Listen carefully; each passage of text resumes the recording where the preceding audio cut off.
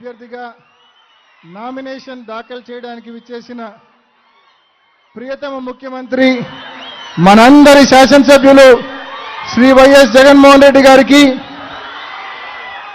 ఈ కార్యక్రమంలో జగనన్నకు తోడుగా అండగా నిలబడేందుకు ఇక్కడికి విచ్చేసిన నా అన్నలకు తమ్ముళ్లకు అక్కలకు చెల్లెమ్మలకు పేరు పేరున హృదయపూర్వక నమస్సుమాంజలు తెలియజేస్తున్నాను. సవినయంగా 5 సంవత్సరాల జగనన్న పాలనలో ఈ నియోజకవర్గం అన్ని రకాలుగా అభివృద్ధి చెందింది. మోడల్ టౌన్ ప్రాజెక్టులో భాగంగా అనేక అభివృద్ధి కార్యక్రమాలు టౌన్లో జరిగింది, మీరంతా కూడా చూశారు. అదేవిధంగా ఎన్నికలప్పుడు ఏవైతే హామీలు ఇచ్చారో, సంక్షేమ పథకాలు చెప్పారో, చెప్పినవి చెప్పినట్టుగా గడిచిన 5 ఏళ్లలో ఎన్ని ఇబ్బందులున్నా, కోవిడ్ వలన 2 సంవత్సరాలు కోల్పోయినా చెప్పిన హామీలన్నీ కూడా అమలు చేసి చూపించారు జగనన్న. మరి ఇవాళ సంక్షేమ పథకాలు ఒకవైపు, అభివృద్ధి కార్యక్రమాలు ఒకవైపు, ముఖ్యంగా సాగునీటి రంగం గురించి ఒక్కసారి ఆలోచించండి. ఇవాళ జగనన్న ఈ 2019 నుంచి 24 వరకు ఈ 5 సంవత్సరాల్లో 4 సార్లు సిబిఆర్ను ఫుల్ కెపాసిటీ 10 టీఎంసీలు పెట్టడం జరిగింది. అదేవిధంగా పైడిపాలెం 6 టీఎంసీలు 4 సార్లు నింపడం జరిగింది. మరి అలా నింపాం కాబట్టే ఈ 5 ఏళ్ల పాటు రైతులకు ఏ ఇబ్బంది లేకుండా మనం సాగునీరు అందించాం. మీరొక్కసారి ఆలోచించండి. 16 నెలల క్రితం చంద్రబాబు నాయుడు గారు ప్రాజెక్టుల సందర్శన పేరుతో, సాగునీటి ప్రాజెక్టుల సందర్శన పేరుతో మరి మన రాయలసీమ ప్రాంతానికి, అందులో భాగంగా పులివెందులకు కూడా రావడం జరిగింది. ఆయన పులివెందులకు వచ్చిపోయినాక ఈ 16 నెలల్లో వర్షమే లేదు, వర్షమే కనిపించలేదు. ఈ 16 నెలల్లో వర్షం పూర్తిగా దూరమైన పరిస్థితి చంద్రబాబు నాయుడు గారు సాగునీటి ప్రాజెక్టుల సందర్శన తర్వాత.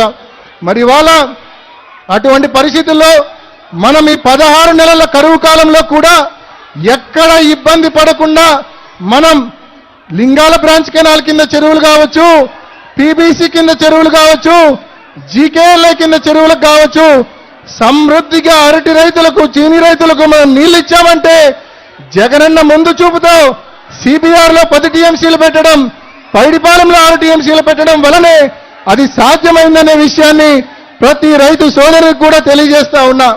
ముఖ్యంగా పంటల బీమా గురించి ఒకసారి ఆలోచించండి. 2014 నుంచి 19 వరకు మన జిల్లా రైతాంగానికి 750 కోట్ల రూపాయలు మరి వ్యవసాయ బీమా వస్తే, పంటల బీమా వస్తే, జగనన్న ప్రభుత్వంలో 2019 నుంచి 24 వరకు 1100 కోట్ల రూపాయలు పంటల బీమా రైతులకు అందింది. అదేవిధంగా ఇన్పుట్ సబ్సిడీ 2014 నుంచి 19 వరకు చంద్రబాబు హయాంలో కేవలం 40 కోట్ల రూపాయలు మాత్రమే ఇన్పుట్ సబ్సిడీ రైతులకు అందింది. జగనన్న హయాంలో దాదాపు 2019 నుంచి ఈ 24 వరకు దాదాపు 278 కోట్ల రూపాయల ఇన్పుట్ సబ్సిడీ రైతుల ఖాతాల్లో, ఈ జిల్లాలో రైతుల ఖాతాల్లో జమ కావడం జరిగిందనే విషయాన్ని మీ అందరికీ మనవి చేస్తా ఉన్నాం. 2023 ఖరీఫ్లో వర్షాభావ పరిస్థితుల వలన మనం ఏదైతే నష్టపోయామో ఆ 2023 ఖరీఫ్కు సంబంధించిన పంటల బీమా వచ్చే జూన్ మాసంలో రైతుల ఖాతాల్లో తప్పకుండా జమ అవుతుందనే విషయాన్ని కూడా మీ అందరికీ కూడా మనవి చేస్తా ఉన్నా. మరి ఒకవైపు మొగమేరు మీరు చూస్తే గతంలో ఎలా ఉండేది, ఇప్పుడు ఎలా ఉండేదో ఒక్కసారి చూడండి. మొగమేరు కట్టలు పటిష్టం చేయడం జరిగింది, చెక్ డ్యాంలు నిర్మించడం జరిగింది, రైతులకు ప్రయోజనకరంగా చేయడం జరిగింది. అదేవిధంగా మొగమేరుతో పాటు మరోవైపు చక్రాయపేట మండలం చూడండి. గాలేరు నగరి హంద్రి నివాస్ సుజల స్రవంతి అనుసంధానంలో భాగంగా ఇప్పటికే అక్కడ కాలేటి వాగు డ్యాంను 0.1 నుంచి 1.2 టీఎంసీల స్టోరేజ్ డ్యాంగా దాన్ని పూర్తి చేయడం జరిగింది. ఇవాళ వర్షం నీళ్ళు వస్తే మనం అక్కడ పంప్ హౌస్ల నిర్మాణం పూర్తి చేస్తే మరి చక్రాయపేట మండలంలో దాదాపు 40 చెరువులకు నీళ్ళు ఇచ్చే అవకాశం ఉందనే విషయాన్ని మీ అందరికీ మనవి చేస్తా ఉన్నా. తప్పకుండా సంవత్సరం రోజుల్లో ఆ పంప్ హౌస్లు కూడా పూర్తి చేసి చక్రాయపేట మండలాన్ని కూడా మిగిలిన 6 మండలాల మాదిరే చక్రాయపేట మండలాన్ని కూడా సస్యశ్యామలం చేస్తామని చెప్పి ప్రతి రైతు సోదరునికి కూడా తెలియజేస్తా ఉన్నా. ఇవాళ మన ప్రతిపక్షాలు మనం ఇంత పెద్ద ఎత్తున సంక్షేమం, ఇంత పెద్ద ఎత్తున అభివృద్ధి చేస్తున్నాం కాబట్టే మనల్ని తప్పులు చూపలేక, మనల్ని తప్పుపట్టలేక, చేసేదేమీ లేక, మనల్ని ఎదుర్కొనే బలం లేక ఇవాళ గుంపుగా మన మీదకి వస్తా ఉన్నారు. టీడీపీ, జనసేన, బీజేపీ కూటమిగా మన మీదకి వస్తా ఉన్నారు. ఎల్లో మీడియాను అడ్డు పెట్టుకొని విష ప్రచారాలు చేస్తా ఉన్నారు. లేనివి ఉన్నట్టు, ఉన్నవి లేనట్టు విష ప్రచారాలు చేస్తా ఉన్నారు. ఇవంతా కూడా మీరు గమనించండి.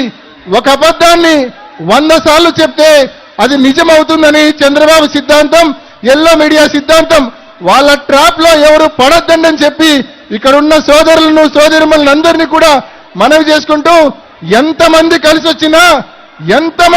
వచ్చినా చంద్రబాబుతో పాటు ఎంతమంది ప్యాకేజ్ స్టార్ కావచ్చు, అదేవిధంగా బీజేపీ కావచ్చు, అదేవిధంగా పరోక్షంగా కాంగ్రెస్ పార్టీ కావచ్చు, అదేవిధంగా ఎల్లో మీడియా కావచ్చు, ఎంతమంది కలిసి వచ్చినా, ఎన్నడు తప్పుడు హామీలు మీరు ఇచ్చినా కూడా జగన్మోహన్ రెడ్డి గారిని టచ్ చేయలేరు అని చెప్పి మీ అందరికీ తెలియజేస్తా ఉన్నా. చంద్రబాబు నాయుడు గారు అనుకోకు. మరి తప్పకుండా మీరెంతమంది వచ్చినా కూడా మీకు చాలా మంది స్టార్ క్యాంపెయినర్లు ఉన్నారు. కానీ జగన్మోహన్ రెడ్డి గారు ఒక్కడు. కానీ జగన్మోహన్ రెడ్డి గారికి అండగా రాష్ట్రంలో లక్షల మంది యువకులు, అక్కచెల్లెమ్మలు, అవ్వతాతలు, రైతులు జగన్మోహన్ రెడ్డి గారికి స్టార్ క్యాంపెయినర్లుగా ఉన్నారు. జగన్మోహన్ రెడ్డి గారికి అండగా నిలబడేందుకు మేమంతా సిద్ధమంటా ఉన్నారు రాష్ట్ర ప్రజానీకమంతా కూడా. కాబట్టి తప్పకుండా ఎంతమంది కలిసి వచ్చినా సరే జగన్మోహన్ రెడ్డి గారి విజయాన్ని, వైఎస్ఆర్ కాంగ్రెస్ పార్టీ విజయాన్ని ఏ ఒక్కరు కూడా ఆపలేరు రాష్ట్రంలో అని చెప్పి మీ అందరికీ తెలియజేస్తూ, 2019లో మీరు ఎలా ఆదరించారో, ఎలా ఆశీర్వదించారో, మరి 2024లో ఈ ఎన్నికల్లో కూడా మే 13న జరిగే ఎన్నికల్లో మీ ఆదరణ, మీ ఆశీస్సులు సంపూర్ణంగా ఎమ్మెల్యే అభ్యర్థిగా పోటీ చేస్తున్న మనందరి అన్న జగనన్న పైన, అదేవిధంగా ఎంపీ అభ్యర్థిగా పోటీ చేస్తున్న నా పైన మీ అందరి ఆదరణ, ఆశీస్సులు మెండుగా ఉంచాలని, ఘన విజయం 2019కి మించిన ఘన విజయం అందించాలని, మళ్ళీ ప్రజాసేవను, ఈ అభివృద్ధి యజ్ఞాన్ని, ఈ సంక్షేమ రాజ్యాన్ని ముందుకు కొనసాగించే విధంగా మీ అందరి ఆశీస్సులు ఉండాలని పేరు పేరున ప్రతి అన్న తమ్ముణ్ణి, ప్రతి అక్క చెల్లెమ్మను పేరు పేరున మనవి చేసుకుంటూ ముగిస్తున్నా. జై జగనన్న, జై జగనన్న, జై జగన్.